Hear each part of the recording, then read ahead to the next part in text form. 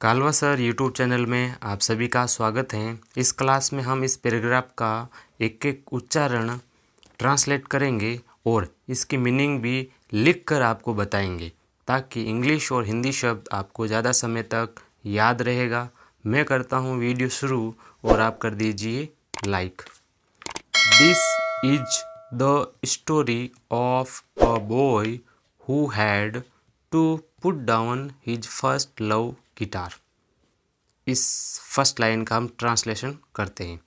This यानी यह, is यानी है, द स्टोरी, स्टोरी का मतलब होता है कहानी, ऑफ ए बॉय एक लड़के की, यह एक ऐसे लड़के की कहानी है, हु यानी जिसने, हैड टू का मतलब होता है करना पड़ा, पुट डाउन यानी छोड़ना पड़ा, पुट डाउन फ्रेजल वर्ब है जिसका मतलब होता है छोड़ना, हैड टू ये करना पड़ा, हिज फर्स्ट लव गिटार जिसे अपना पहला, हिज यानी अपना, फर्स्ट यानी पहला, लव यानी प्यार, गिटार जिसे अपना पहला प्यार गिटार छोड़ना पड़ा। क्यों छोड़ना पड़ा वो तो आगे हमें पता चलेगा।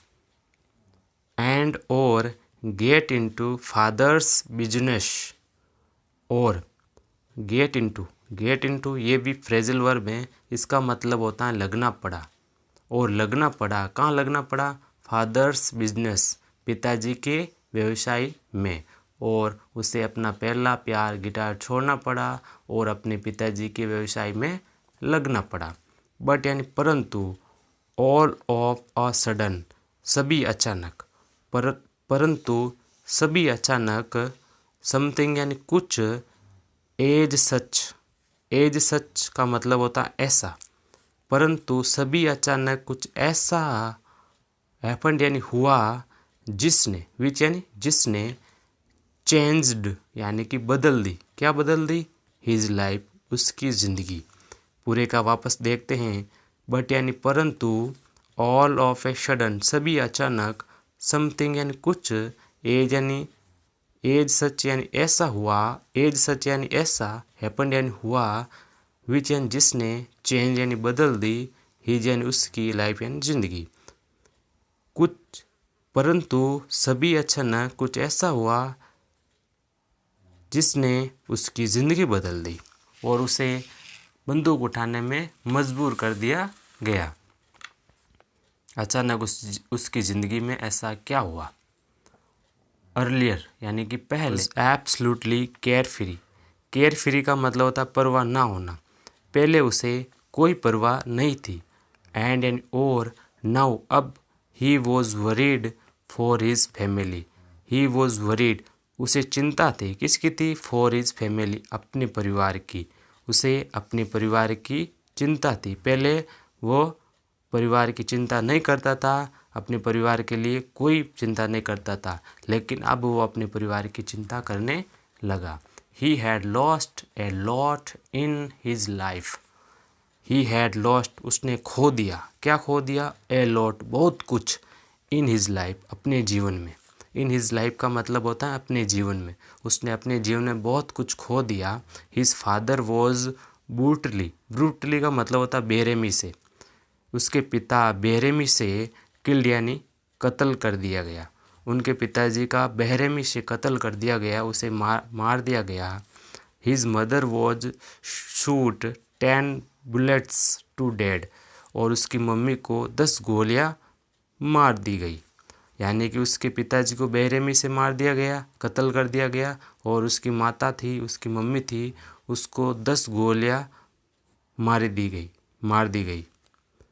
Left were only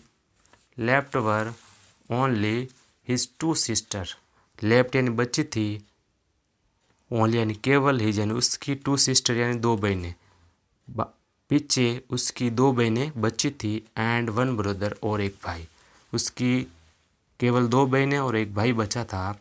he picked the gun in revenge but he had to also ensure that if he was caught what would happen with his siblings। इसका समझते पहले। ही पिक्ड उसने उठाई, द गन इन रिवेंज बदले में उसने बंदूक उठाई, बट लेकिन he had to also ensure, had to उसे करना पड़ा, बी आल्सो यानी बी इंश्योर या देखना, उसे ये भी देखना पड़ा डेट की इफ़ ही वॉज कोट अगर वह पकड़ा गया तो what would happen with his siblings, यानी कि हैपन का मतलब होता है होना, तो उसकी बहनों के साथ में क्या होगा, ये भी उसे देखना गुनहगारों को सजा देता था। यानी वह हिमसेल्फ यानी अपने आप, पनिश्ड यानी सजा देता था, ऑल द कल्प्रिट्स सभी गुनहगारों को अपने आप सजा देता था। Nobody could ever know who killed them, there was a doubt but no evidence, यानी कि कोई भी नहीं जान पाया उन लोगों को किसने मारा, और शक था पर किसी के पास में सबूत नहीं था। नोबडी कुड एवर नो कोई भी जान नहीं पाया, हु किल्ड देम उनको किसने मारा, देयर वॉज ए डाउट शक था, बट लेकिन नो एविडेंस कोई सबूत नहीं था, यानी बिना सबूत के शक था। ये था आज का पैराग्राफ। आपको कैसा लगा हमें कमेंट बॉक्स में ज़रूर बताना। आज के लिए इतना ही, मिलते हैं नेक्स्ट वीडियो में नेक्स्ट टॉपिक के साथ में। तब तक के लिए